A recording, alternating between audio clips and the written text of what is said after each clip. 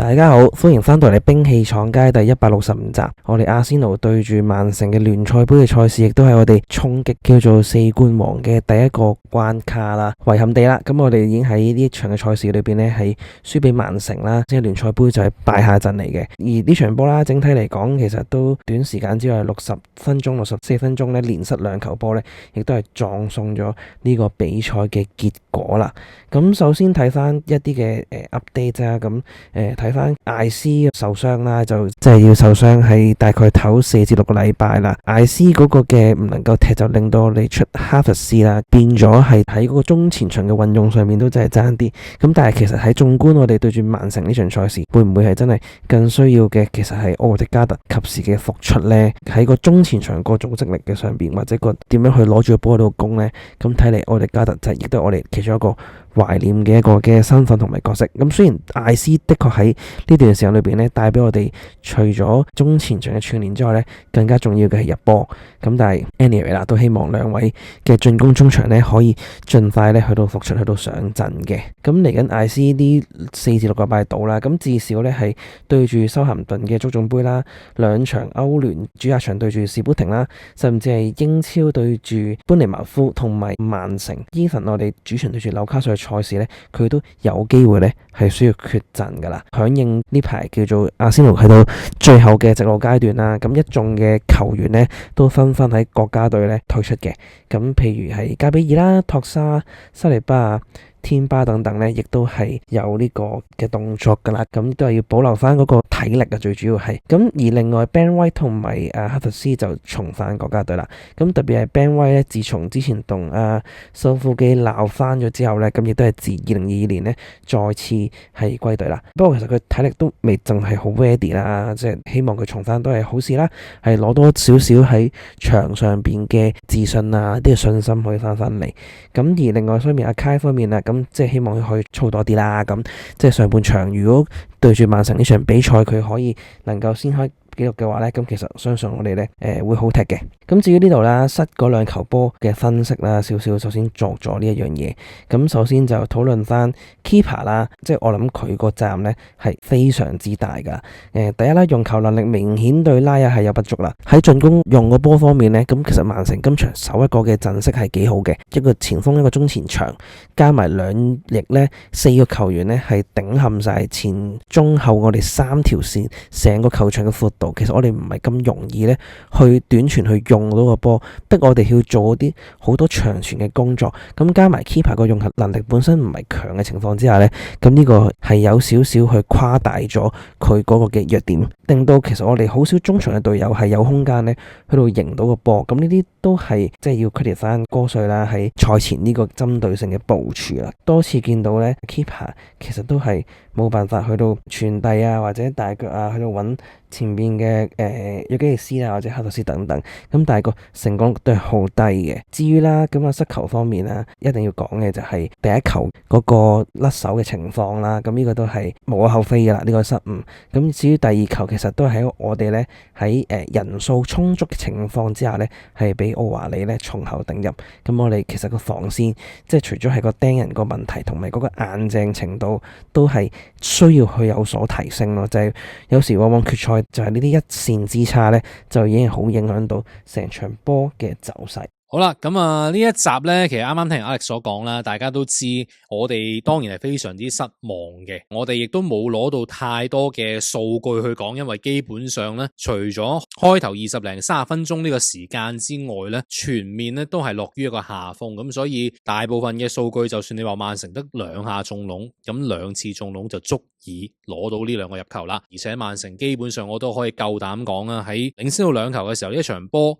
某個程度上咧，已經係擺咗落個雪櫃裏邊嘅。咁所以呢一集咧，下半嘅呢個部分咧，都想同大家去攞幾個問題出嚟講啦。即係過咗一段時間啦，幾日嘅沉澱，我相信唔少嘅球迷咧，仍然係非常之未能夠走出嗰個感覺啊。就係話喂，竟然係一場大家都有啲期望，會唔會攞到一個阿迪達自從2020啦嗰一屆攞到呢個足總杯冠軍之後，阿仙奴再次打破呢個冠軍荒咧。咁但係輸2-0唔緊要，嗰個場面上邊係以一個咁嘅方式呈現嘅話咧，的確係令到唔少球迷係難受嘅。畢竟大家都覺得今屆阿仙奴處於一個強勢嘅情況，天時地利人和，冇理由一場咁嘅賽事裏邊，就算輸都唔應該係以呢個形式咧係輸掉咗一個今屆第一項嘅冠軍。咁所以有唔少嘅球迷可能都會諗，個決心上面係咪有問題咧？嗱，有啲又會話，喂，馬天喺呢一個場邊熱身嘅時候，同呢個嘅沙雲奴啦，對方嘅球員非常之興高采烈去傾談啦，滿帶笑容咁樣樣啦。咁我覺得單從一個半個球員嗰個面容當時嘅啲 gesture 咧，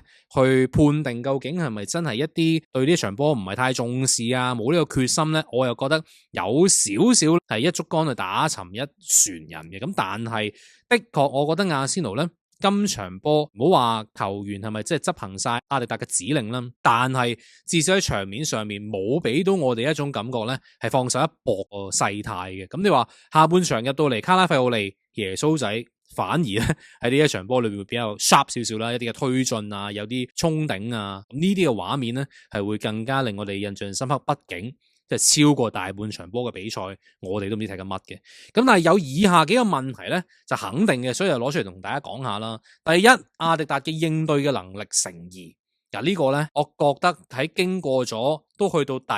6年半啦，其實個表現真係冇一個太大嘅提高嘅。阿迪達，你唔係唔知道當時嘅情況係點樣，係嘛？你面對住曼城，基本上越差越順。睇波嘅時候，或者同亞歷薩同其他球迷都講，喂，完全係越嚟越放肆嘅。任猜任打呢個小組 1-2 三角喺我哋嘅左路，無論係卓基、施華、斯曼游，甚至乎打到卓基咧，喺呢一邊都會係踢高幾個波喺左手邊啦，令到 Ben White 忍唔住都要撞低佢呢啲嘅情況。咁即係話其實曼城係連啲球員都 feel 到阿迪達，又或者阿仙奴咧，班球員冇任何可以攻得翻上嚟，甚至乎俾到一啲嘅壓力俾佢哋嘅。咁呢個其實亦都可以話幾大嘅程度上面咧，係阿迪達令到阿仙奴成個下半場咧，基本上係冇乜反撲嘅一啲場面啦，甚至乎嗰個氣勢出翻嚟。本身咧頭先所講話有幾方面嘅問題，或者嚟緊會想講下啲組織嘅問題啊、創造性嘅問題啊，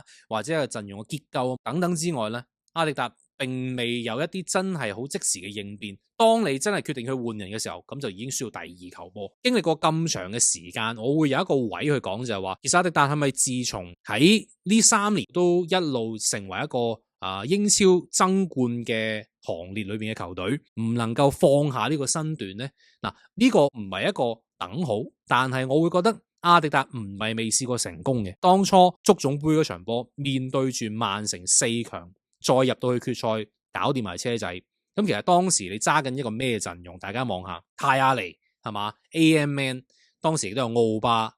拿卡等等嘅球員。咁其實揸住呢一班波，說實話絕對唔比而家強啦。咁但係你點樣善用當時嘅球員，或者二仔底打一啲我哋叫 underdog 係有少少防反上面嘅取態咧，係非常之鮮明一啲放個長波俾奧巴去追啊，攝啲非常之緊密嘅防守之餘咧，你亦都願意係同對方打出一啲比較上係你來我往嘅足球，而唔係去到啱啱呢一場波面對住曼城，其實差唔多超過半個鐘俾你去追啦。但的確你有打過啲咩出嚟呢？當時就展現到其實阿迪達唔係冇一啲後手，又或者唔係冇呢啲方法嘅噃，甚至乎揸住一啲可能整體嘅質素、戰術嘅素養或者個執行嘅能力更差嘅球員嘅時候，我都唔希望咁樣講啦。但係對比之下，咁當時你打到呢啲嘅比賽，曼城嘅陣容難道當年唔係比而家要強嘅？我成日都話今時今日嘅曼城，你覺得呢一班波成個 squad係咪真係能夠可以比擬翻當時嘅呢一隊英超叱咤咗好幾年嘅球隊？我覺得亦都係有一段好明顯嘅距離。咁但係點解即係足足上下半場你有30分鐘被撳住打嘅時候，但係你仍然希望係以一種咁咪繼續用翻自己嘅方法去打咯，能夠可以後場 build up 咪 build up 咯，嗰個速度冇展現到出嚟，嗰個整體進攻嘅侵略性或者球員你連攞個波都辛苦啊，都困難啊，會唔會有一啲嘅後手攞出嚟？譬如話馬天、馬道基會唔會更加早放入嚟呢？雖然兩位並唔係好可靠，又或者整體個 formation 會唔會可能唔係淨係而家咁死局，就係位換位，成場波就係按住呢個 game plan 去行呢？我覺得呢個亦都係阿迪達整體無論一個應對嘅能力，而家執住呢一套 form 我永遠就係用呢個方法去打，擺咩人都係拎翻出嚟打翻呢個位。你去到下半場，你叫做冇辦法啦，咁咪耶穌同沙卡一齊踢嗰個攻中嘅位置，8號位或者係一個後上嘅中場啦，或者後上嘅前鋒都好啦。咁其實其他嘅位置係冇乜大變化，整體咪就係靠球員個人嘅能力、零星把握嘅機會。咁可能耶穌又撞眉啊，卡拉費利2次嘅射門亦都係叫近磅之外啦。咁其實唔算係啲咩真真正正嘅套路打咗出嚟嘅。咁呢個亦都係我覺得阿仙奴或者喺阿迪達手底下現時球隊裏邊咧，基本上喺短時間唔會有一個明顯嘅提高，甚至乎我都覺得可能喺佢任期內唔會有一個太大嘅變化。咁但係亦都想講下啦，即係個排陣方面睇得出阿迪達嘅心思係點樣嘅，即係希望啦用夏佛斯頂替受傷嘅艾斯。咁艾斯當然好多靈光一閃啦，靈活嘅轉身、出其不意嘅射門，或者係一啲後上嘅插入等等咧。咁呢啲亦都係因為突然之間佢嘅唔能夠出場啦，令到必須要去安放夏佛斯出嚟。咁夏佛斯明顯個狀態一路以嚟由復出斷斷續續，唔算好突出，但係出到嚟都有啲貨交。咁我估阿迪達嘅 game plan 就係希望想出佢作為一個後上嘅9號嘅角色去支援呢個約基利斯，又或者見過佢哋兩個嘅配合都有一啲眉來眼去。夏佛斯呢啲波咧比較直接嘅，見到有空位咧就會側上前噶啦，又或者分到去邊度俾翼鋒去哨，或者俾閘位攻上嚟。咁呢啲波有嘅，咁但係似乎除咗上半場嗰段時間打出嚟叫做有啲嘢睇下之外咧，其實夏佛斯本身嘅體能狀態啊，又或者你要佢一個咁緊密對方曼城啦呢一場波個技戰術執行咧係其實係非常之清晰嘅。咁亦都令到夏佛斯去到之後嘅階段咧，球權都冇啦，成個形勢都落咗曼城嘅情況底下咧，都半隱形咗。咁所以佢嘅 game plan 去到嗰個時間，亦都會令到球迷可能會諗，咁不如唔好用呢個方法，一早就可以打一個比較上係保守啲。既然你中意保守啦，咁咪打個防反嘅陣容咯，一對翼咪用2個馬道基加馬天。咁你前面有夏佛斯又好，加埋約基利斯都好，咁係咪整體個速率上邊，起碼令到曼城唔會咁放肆，又或者兩對閘能夠可以唔係下下都有機會攞到波攻過上嚟。你知道紐尼斯本身都係攻強於守啦，係嘛？一個中場改打呢個嘅閘位，甚至乎呢個奧維利2個入波，咁好明顯啊！作為一個中場球員，能夠2下利用自己嘅身高優勢搏你又跟唔得佢實嘅時候，2次都能夠喺門前或者後上撞入。咁呢啲好明顯亦都係你俾到對方嘅壓力，咪就唔足夠咯，都唔驚你沙卡，明知你防守都唔係特別好啦，又或者托沙特嘅回追嘅能力啊，整體協防嘅能力啊，咁呢個亦都係隨住整體個環境個形勢一路推進落去咧，咁就越嚟越放肆，亦令到個優勢咧越嚟越明顯喺曼城身上。咁所以其實亦都睇得出兩隊喺呢一場波，特別係哥迪奧拿啦，究竟點樣去針對性部署咧？呢度又上咗一堂啦。咁所以話啦，喂，其實講咁多一場波嘅比賽，其實就係要好多呢啲即時嘅變化，甚至乎你有好多後手喺未打一場波之前咧，已經諗定如果喺短時間裏邊出現咁嘅情況，應該點樣去應對咧？半場就要好喐噶啦。其實上半場最尾嗰段時間咧，係打得好難睇，亦都可以話俾你聽，曼城呢一場波咧會更加向你嘅痛處去追。咁所以都講下曼城啦，本身佢呢一場咧，其實打一個 high block 嘅情況。咁亦都有啲即係圖片啦，你見到其實4-2-4，4個球員經常咧都係遮晒線嘅。咁但係佢哋又唔係盲目去逼或者去搶嘅噃，就係令到你咧唔能夠咁輕鬆喺個後場上面出球啦。你啱啱阿力所講過啦，基柏根本冇辦法可以好順利向前傳遞，揾到自己嘅啲出球點，只能夠係向邊去，又或者揸住個波都會有一啲好長嘅時間咧，係唔能夠將個波 distribute 出去嘅。咁呢啲嘅情況，咪就係話俾你聽，曼城基本上就知道你後場啱啱所講出球嘅能力啊，出球點少啊，亦都比較少隊友翻嚟迎波等等嘅問題咧。基本上阿仙奴啄親啲波上翻去，就算你肯放大腳，咪又係俾曼城攞翻。爭搶嘅成功率又唔高嘅情況底下，咁結果阿仙奴咧都唔好話有啲咩零星嘅攻勢。你真係喺60零分鐘或之前咧，係完全冇任何嘢可以睇到嘅。呢種捱打嘅情況咧，可以話對應翻我哋今集少少嘅標題啦，照妖鏡。你成季裏邊面對大部分嘅對手，整體嘅實力或者執行力，諗到未必做到。咁結果靠個人嘅質素或者阿迪達本身話下限低啊嘛，又或者經常跟住個 game plan 成套 system 去行嘅，計到好盡嘅。我成日都話阿迪達咧就好似我本身就係100蚊，我買件嘢就係90蚊嘅啫。咁所以我係一定夠比嘅，我一定係僅都可以贏到呢場比賽，或者足夠用質素或者用整體嘅資源啊，你嘅陣容本身，沙卡傷咗咪馬道基咯，奧隊傷咗咪艾斯咯，甚或至前鋒位你傷極，你都仲有夏佛斯、有耶穌仔或者美連奴都係去頂，咁我起碼有足夠嘅人腳嘅時候，我點都贏你少少，計到盡嘅。咁但係喂，你當面對住哥帥有針對性嘅部署，整體球員嘅實力亦都係比一般嘅球隊要強嘅時候咧，咁呢啲嘅缺點或者呢啲嘅問題咧就會浮現啦。你敢去逼，其實阿仙奴嘅後場嘅組織嘅能力不嬲唔強噶啦，又或者阿仙奴本身而家今時今日啊，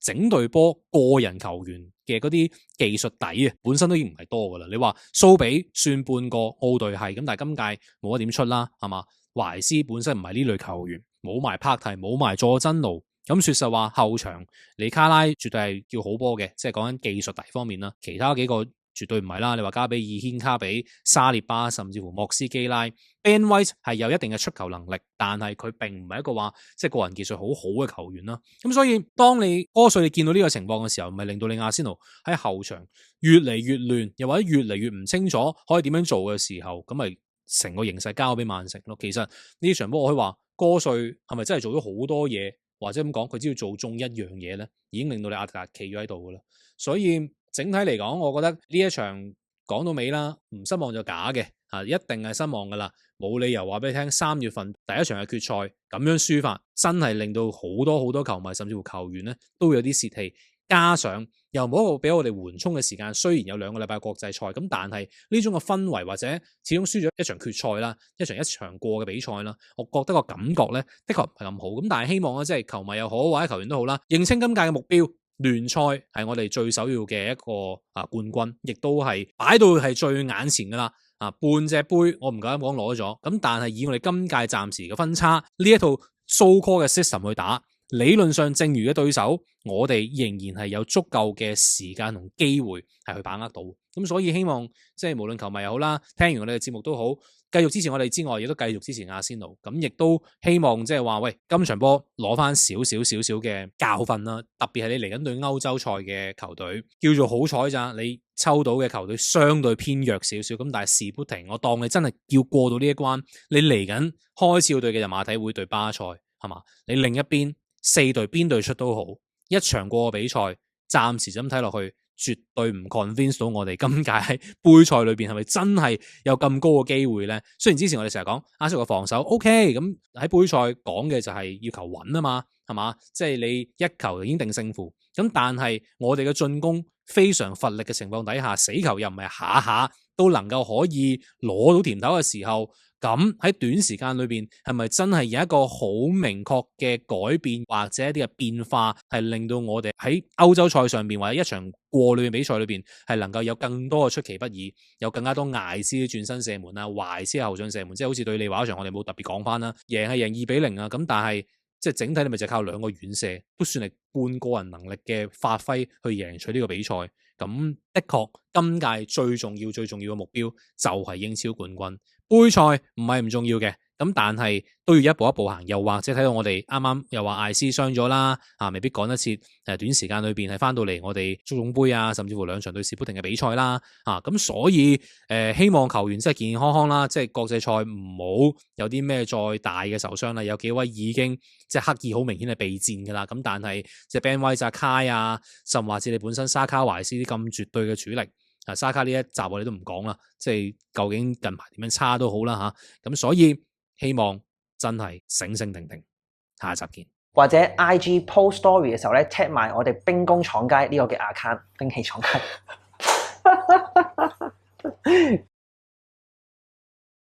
，tag 埋我哋咧兵器廠街嘅 account，咁我哋就會見到你嘅收藏噶啦。